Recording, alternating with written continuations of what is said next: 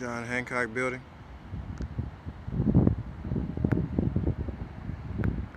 And the Sears Tower. Welcome to another episode of UPE. In this episode today,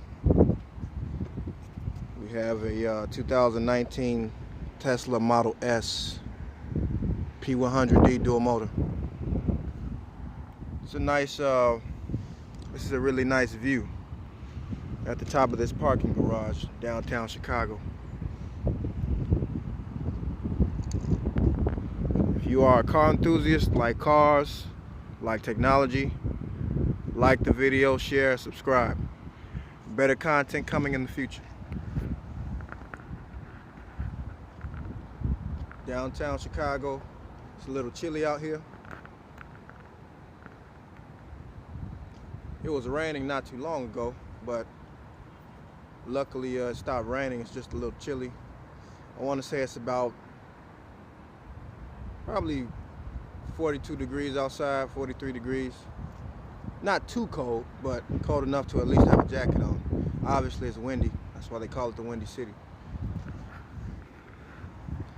So I'm up here at this parking garage that's connected to a Mariano's premium supermarket, as well as this private premium luxury apartment complex right there. Never been here before, but it's nice. Real nice.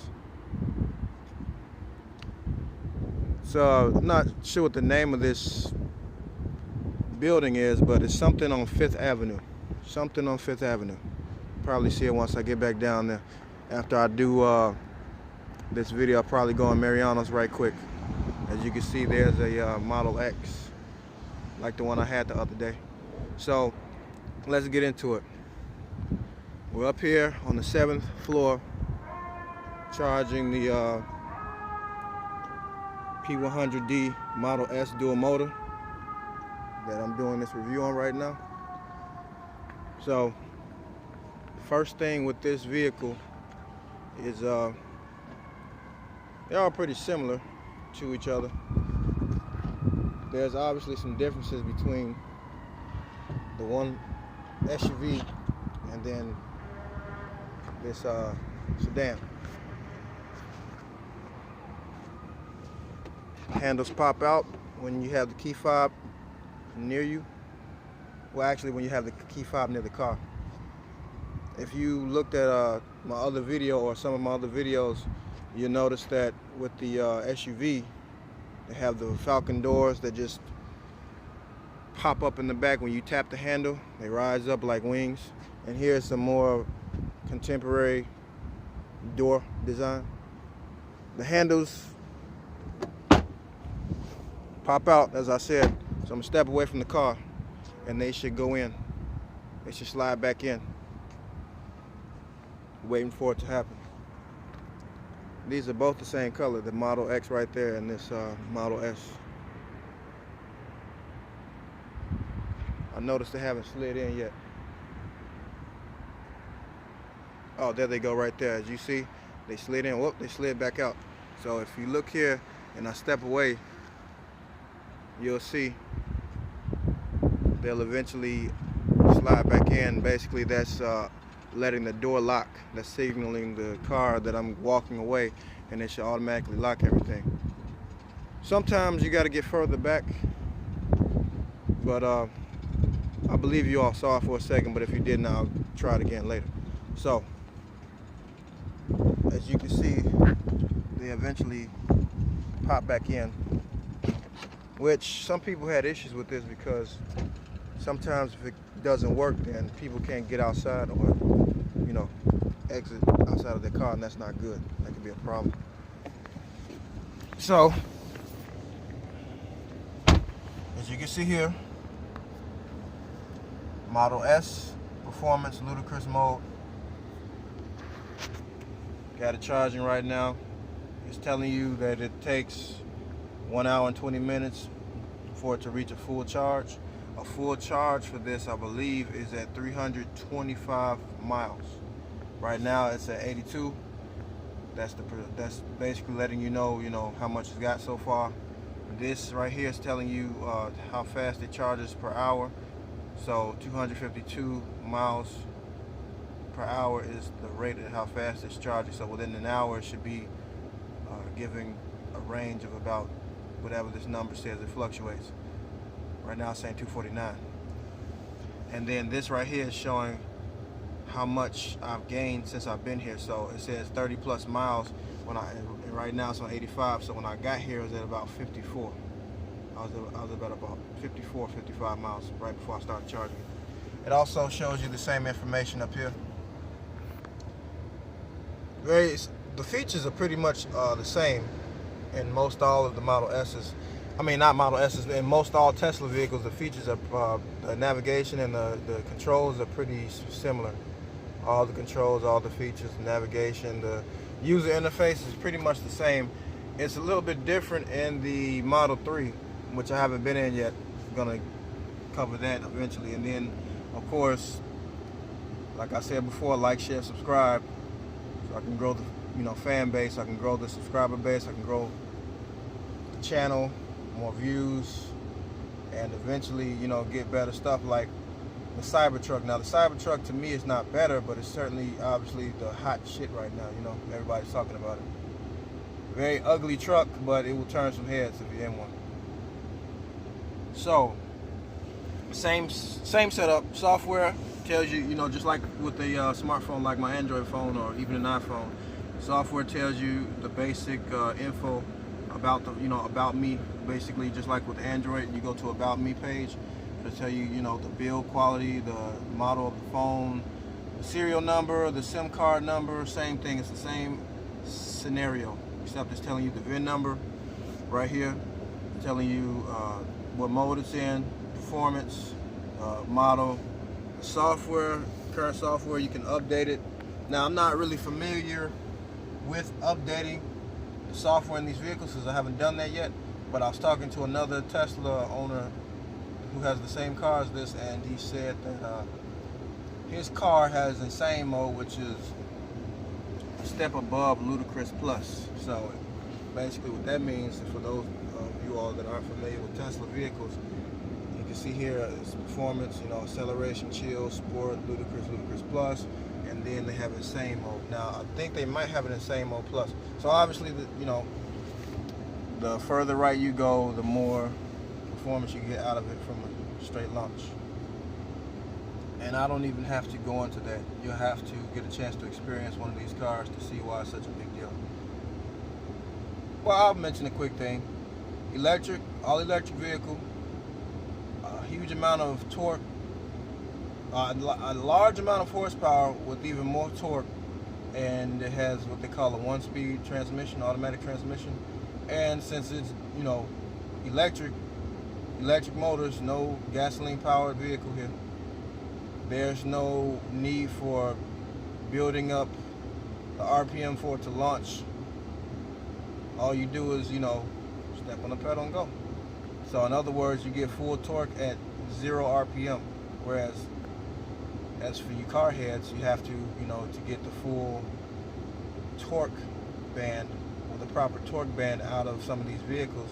Usually you brake boost to hold down the brake, put the foot on the gas, set it up to a certain RPM, whatever RPM that you need to set it to in order to get the maximum amount of torque for you to launch it, to get like the desired launch that you want, the desired effect, the best launch or whatever, wide open throttle. Yeah. So same features as I said before. Right now, when you go to this little green charging symbol that lets you know that it's charging, when you unplug the charging port, it turns back a grayish color, which means it's not active. Very similar to how the icons work with the cell phone. You got your time, 11:42 a.m. Bluetooth, LTE, because it's always connected to the internet. Tesla symbol, home, profile. Create a home link, unlock. So I guess you can lock the screen, which I'm not sure why I would need to do that, or most people would need to. Let's see what else we have here. Web browser or camera. So it shows you right now, that's the rear camera. Go to our web browser. Let's see if we can pull up a YouTube video. Everybody calls this the iPad. I mean, it looks similar to an iPad, but it's not an iPad. Some people have mounted iPads in their cars, which is really stupid to me, but this is not an iPad. So we can go to YouTube right quick, and I'm going to access my page. YouTube. And YouTube, Hulu, and Netflix, most of the video applications and websites, they'll come up, but they will not play any videos unless you are not driving. Now, I'm sure there's a way around this, but wait, what the hell? Your browser does not currently recognize any of the video formats available. Click to visit our frequently asked questions about HTML5 video. Now, this is really strange because in all the other Teslas that I've been in, I've never seen this. So I guess this web browser needs an update. Well, actually, you know what? Let's still try and run a video. Let's try and play a video. So I guess I'll go to my most recent video I took last night. This is the little on-screen keyboard, just like on any smartphone. Oh, I'm busy thinking about other stuff.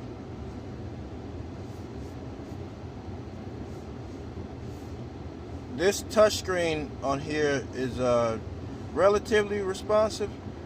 It has multi-touch because you can. And multi-touch means that you can touch multiple spots on the screen at the same time. That's how you're able to zoom in and zoom out with two fingers like that. You know, they've had that for years. Whereas some older touchscreens have what they call capacitive. Not capacitive, I meant, what do they call that? It's not capacitive, you got resistive.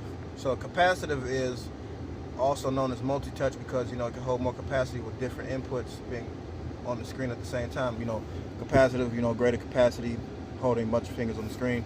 And then the other older method is where you have to basically use like a pen or a pointy object that's really, you know, has a really strong point, fine point, and then you basically just can only, you know, use that one point to navigate on the screen.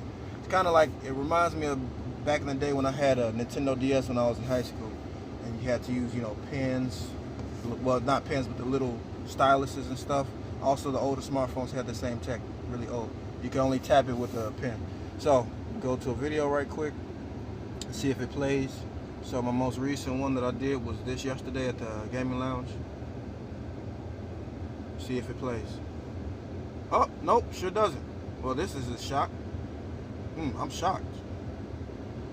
Oh well. That's interesting. Looks like this car needs a software update. So let's move on. Lights in here. You just tap them. They come on like that. Real simple operation there. Nothing fancy or complicated. Let me see what else we got here. These seats, they're not that comfortable. I'm going to be honest. They are not that comfortable. They look okay. They look nice. You know, they're bolstered.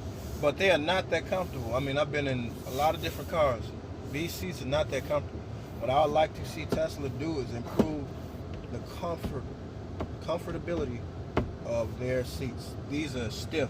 If you drive long distances, eventually either your legs are gonna start aching, or I think around your waist area, it's gonna become uncomfortable. If you're driving, like, let's say for a couple hours in this, after a while, I think you'll get uncomfortable. Maybe other people have different experiences, but me personally, after driving it basically for hours yesterday, I drove it for, I was driving from about 7 p.m. till about a little bit past midnight, probably till like 1 in the morning, maybe 1:30. Most of that time I was driving. We stayed at the lounge for about, well, actually no, I wouldn't say most of the time, about half the time. About 3 hours worth of driving. Anyway, it wasn't all that great. I was more comfortable in the SUV than in this. So it would be nice for them to make some more comfortable seats. So up here, you got this glass piece that goes all the way back. That's nice. There's another, look at that little Model 3. I'm gonna get a hold of one of those and do a review. So that was a Model 3 that just backed into there, or that's backing into there. This is a Model X, you know, like the one that I reviewed the other day. Here's another Model S, and then that white one furthest to your right is another Model 3, which is a tiny version of the Model S. And they're coming out with the Model Y, which will be a tinier version or a miniature version of the Model X SUV. And then, of course, they have the Cybertruck coming, that ugly thing. And then they have the first Tesla supercar, which will be the Tesla Roadster 2. Because they had a Roadster 1 that came out a few years ago, which is their first vehicles based off the Lotus Elise. And like I said, they're having the new Roadster coming, which is going to be very, very cool. Can't wait to get a hold of that. So, basic stuff. Space, cup holders, my mess right here, this USB cable. You got 2 USB ports, 12 volt classical power supply. Most people don't use them no more. Kitten cup holders. The SUV had about 6 spaces for cup holders. Little extra storage space in here. You could put like a wallet in there. Women who have a little purse or a small little, well, woman's wallet can fit in there. You could put some mail in there. You have the glove compartment, which I actually still haven't figured out how to open it yet. It's probably somewhere in here in the options. I'm gonna actually turn off this stuff now, the fan or the air, whatever. That's better.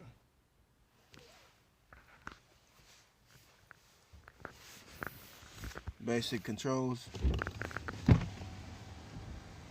All windows are automatic. So you tap it one time and they all go down. So all power automatic windows. These are your buttons for the mirror adjustments, which I don't have to go through that. You can see when I turn that on, the button turns red. You can adjust it different directions. I don't need to do that. I have it set where it needs to be. Nice mirror.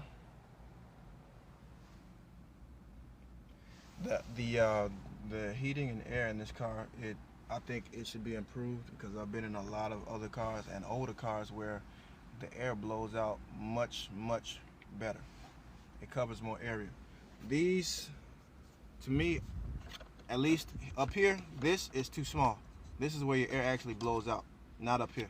So this should be made a little bit larger. Same thing here. You have to fight with this in order to get it to come out. I don't feel it up in this part. It's supposed to be, you know, coming out of this whole thing, but I feel it coming out at the bottom for some reason. Maybe it's something I'm doing wrong. Actually, I don't think so, because I felt the same thing with all of them. You know, so yeah. You know, it's that's that. Let me see if I can open the top of this. That's for the trunk back there, which you can pop it open with this button, but I prefer to do it the old-fashioned way. What else we have here? This is how you unlock the doors. So I push unlock, and then when people grab the handle from the outside, I can open it just like I did before. I'll get out, close it, pull the handle, and it opens. A little bit messy here, I have to vacuum. I don't know who left this junk here. And then there's your handle for the passenger to get out, but they don't, if you notice here, with these doors, the only button here is the window button. That's it. They don't have a physical unlock button. I have to unlock it from the front, which obviously that's not good. Get in the back. It's spacious back here. It is. When you pull up, I put it to you like this. After being in the Model X SUV, this car has more space in the back than that SUV does, which is really interesting. I have a lot more leg room here than I do in that SUV, and I think it has something to do with the fact that one of the SUVs I was in had an optional third row, and then the first one that I had the first SUV that I got a hold of, it didn't have the third row, but the other two had the optional third row. And you know, trying to fit 3 rows in an SUV like this, you know, look at the third row. I mean, look at the back. You know, you got the first set, you got the second set of doors, and then you got, well, obviously there's no third set of doors, but obviously look at the different window sizes. So front passenger, you got this nice size window. Then right back there, you got that, and then where the trunk space is, you got that tiny little, you know, triangle window, and that there's not a lot of space back there. Only kids can really fit back there, you know? It's not comfortable at all. So we tap this button, out pops out cup holders, more USB ports, more rear controls, not rear controls, more vents in the rear. I like this pseudo carbon fiber, it looks nice. But honestly, another improvement that I would like to see from them is for them to come out with nicer interiors. Now, don't get me wrong, it's not ugly. It's not ugly at all. But I feel like compared to luxury vehicles or other vehicles, other performance vehicles, in the price range of this thing, this interior is kind of plain. So again, it's not ugly, but compared to other finer automobiles in this price point, this is underwhelming. Well, you know what? No, not underwhelming, but I feel like more can be had for the money that somebody would spend on this vehicle. More should be given for whoever spends money on this. You know, I would expect more. This vehicle is brand new, about a little bit over 100,000 for the top range model. Well, actually, no. Let me correct myself. This is a P100D, so those are going for about 120. Somewhere between 110 and 120 from what I saw, brand new, from a Tesla dealership. But prices can vary across different regions in the United States. But here in Chicago, from what I've seen, they go for about between 110 and 120 for the, you know, highest trim level and highest performance level Model S. I would expect more from the interior with that kind of money being spent on this vehicle. Me. You know, the performance is there, no doubt. The performance will not disappoint you, but I would expect, again, the technology is there, the performance there. All that's missing is the interior refinement. That's what I would expect. And more buttons would be helpful too. Again, on each side here, you got one button in the back. You got this where you can get out. You can get out, obviously. And I see when you get out, the screen comes back on. So that's interesting. You can get out there. So again, I would expect more from the money that's being spent on this vehicle. I would expect more. I would. Let's see what else. Seats in the back, while I'm sitting here, they are okay. They are, let me see if they're any more comfortable than the front seats. Yeah.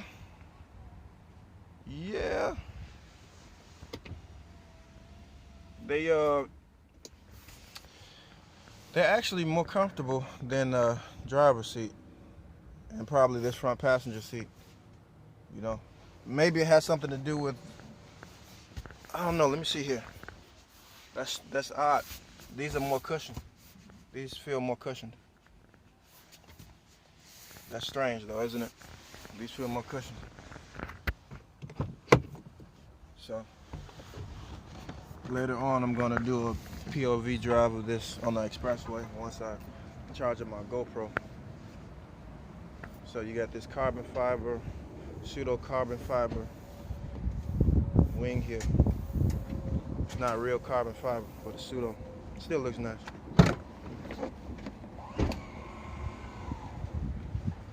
And then back here,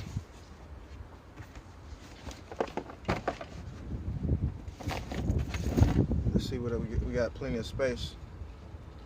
Plenty of space. What's back here? What do we got? License plate cover. Got some additional space underneath this. Probably a spare tire. Although I've never seen somebody change out a spare tire on a Tesla vehicle. I'd love to see that. So yeah, you got plenty of space back here. I've seen some of these optioned out with rear-facing seats, but they're only for kids. Only kids can fit back here. It's a novelty. It's not all that. It's not all that useful. So again, rear-facing seats.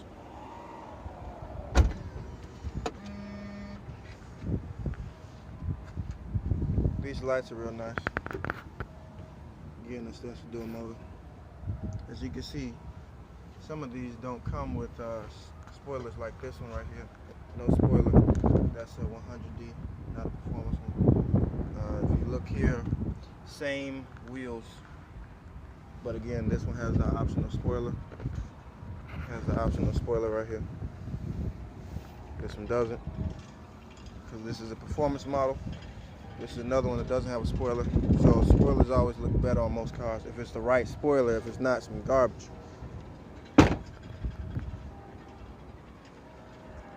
So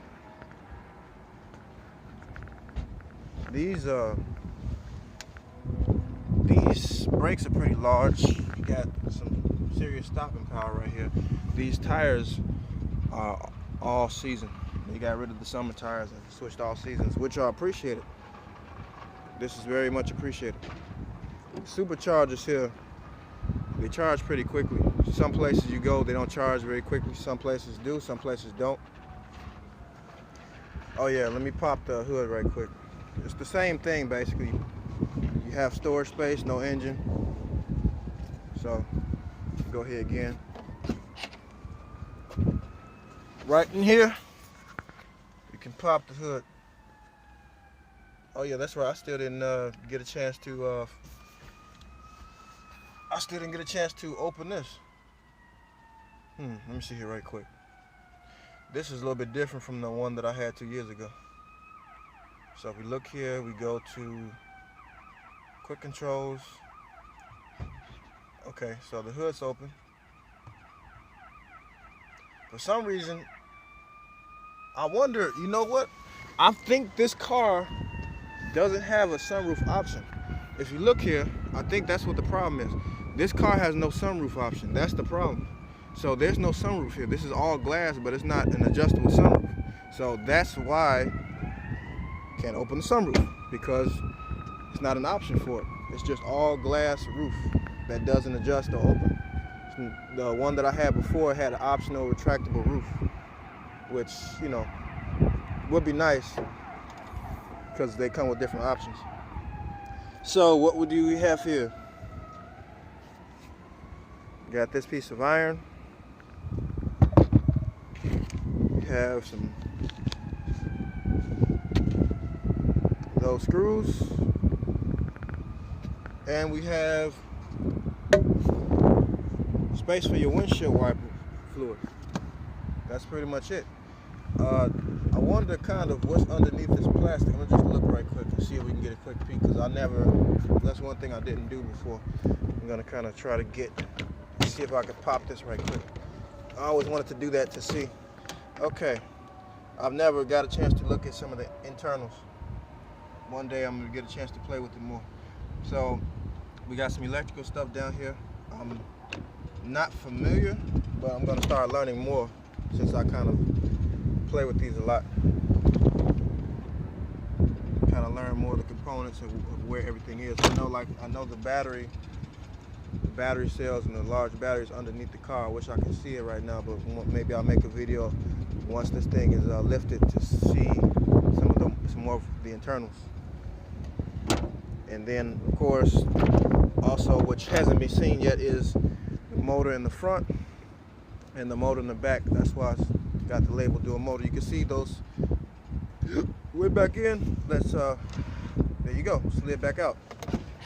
So like I said, some people have had problems with those malfunctioning, and they've been unable to get in their cars or get out or something. You know, that's not good.